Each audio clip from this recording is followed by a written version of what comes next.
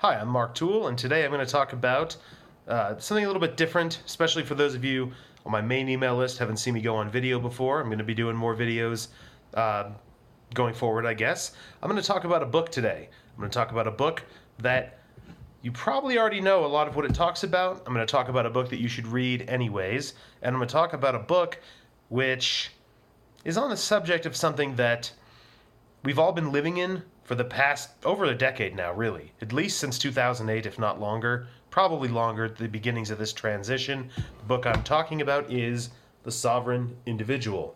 I'll put a link to this in the description of this video. You should buy a copy.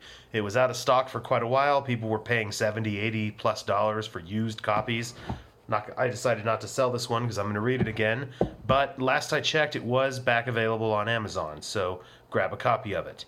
The basic idea of this book, I'm not going to spend too much time here summarizing the book. There's plenty of places you can find a summary, like the Amazon listing. But the basic premise of this book was written in the 1990s and talks about the subtitle of the book, Mastering the Transition to the Information Age, is what it's about, essentially. The age that, unless you're a lot younger than me, the age that all of us grew up in, at least towards the end of it, if you're around my age, was the industrial age. We know what that is: factories, good steady jobs, promotions, pension funds, 401k, a nice retirement, a house in the suburbs, doing what the boss says and working your way up the corporate ladder, that old thing. We've all heard of that. Some of us are still living that, some of us more successfully than others.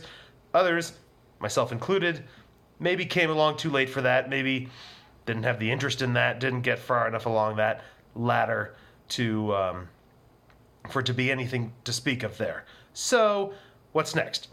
The information age. You're watching this on a phone, you're watching this on a computer, you're watching this on the internet. I'm sitting here at my kitchen table making this video for free, sending it out to hundreds, if not thousands of people. Hopefully a lot of people see this, I don't know. But I'm making this, I'm sending this out, it costs me nothing. You can do the same. Anyone can do the same. You build an audience, you create a thing, you send it out, and you find ways to get paid. Yes, that's an affiliate link for the book. You buy the book, I get a couple of cents. If you don't like that, search for the title, Sovereign Individual, but that's not really the point in making this video. Point is, the world has changed. Some people are still living in relics of the past world. It doesn't all disappear immediately. It's a transitional phase.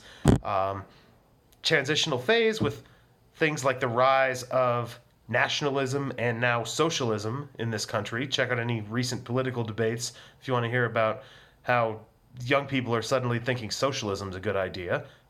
Spoiler alert, I don't think it's a good idea. But the book talks about all this. It predicts all this. It predicts Bitcoin, digital currencies. That's where it gets interesting. It talks about the transitions, many of which have already happened, some of which have not yet happened. Some of these transitions are going to be the transition away from what we now think of as the nation state, or at very least a vast reconfiguration of that. The point? Like I said, this thing predicts, among other things, digital currencies, Bitcoin. What does that mean? It means that in the age of a sovereign individual, which is the age we're in and increasingly going to be in, that taxes cannot be or will not be able to be forcibly taken from you. Yes, they can threaten to put you in jail, but you can leave. That's the idea of the book anyways. I'm not going to go too much into it. Point being, governments and the services they provide are going to have to become more of exactly that, services that people willingly pay for, as the ability of governments to forcibly take your money disappears. People aren't working at conventional jobs, and they won't be going forward, and that means no paychecks that can easily just have a deduction put on them. And if people put their money into crypto assets or other things, that means no bank account that a government official can click a button and take your money away.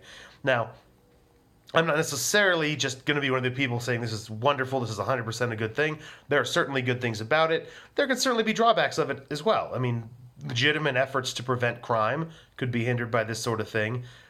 I'm not here to just blindly stand on one side or another, and neither is the book. I mean, just like myself, just like anyone, they have their biases that they lean towards that I may tend to agree with some of them, but it's more talking about what's going to happen, what's likely to happen, and, as the title suggests, mastering that transition to the digital age. So, it's not about making a judgment, is this a good thing, is this a bad thing? It's saying this is what's likely to happen, at least according to our thoughts here. They cite a lot of historical examples of previous eras coming to an end and the changes that have happened. Not all those changes have been good. Not all those changes will be good going forward. There's often in these transitional eras potential for violence and uprisings and suffering and a lot of bad things. The book talks about that as well. The sovereign individual. What is that? Well, think about a sovereign as, like in the olden days, like a king. The king was in charge of the country. The king went and met with another king, and they wanted to figure out an agreement about something. Those two kings talked about it, and they made a decision, and that was it. There was no boss above them. Oh, hold on, let me go ask my boss and see if I can do that. I'd like to go to Europe in a couple weeks. Can I have the days off, please? No. The king simply makes the decision.